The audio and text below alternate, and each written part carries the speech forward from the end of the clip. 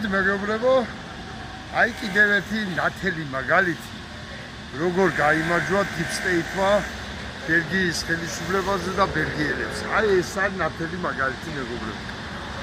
აქ იყო სამშობიარო სახლი, მაგრამ ვინაიდან ბელგიელების 90% გეი გახდა და კაცები ვერ აჩენენ ბავშვებს, ხოლო ქალები გახდნენ ლესბოსელები და ამ მეთოდითაც არ ჩნდება ბავშვები.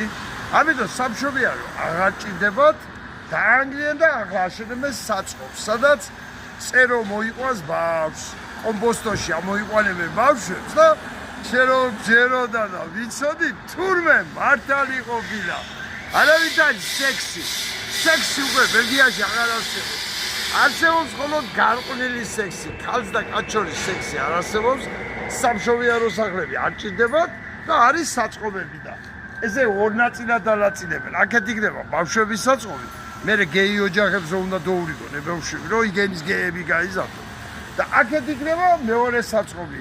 წართმეულ მართლმადიდებლობას დააწყობენ იქალა, ღირსება წართმევას დააწყობენ, ღირსებას დააწყობენ აქეთ.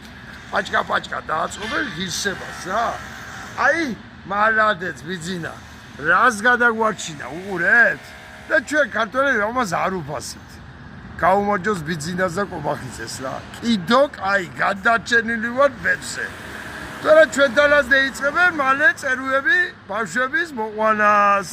დაგვავიწყდებოდა სექსი. აი ასია ეს. ამიტომ გაუმარჯოს ბიძინას რა. მალადეც ბიძინა. მადლობა ბიძინა. კარგად ბრძანდებოდი.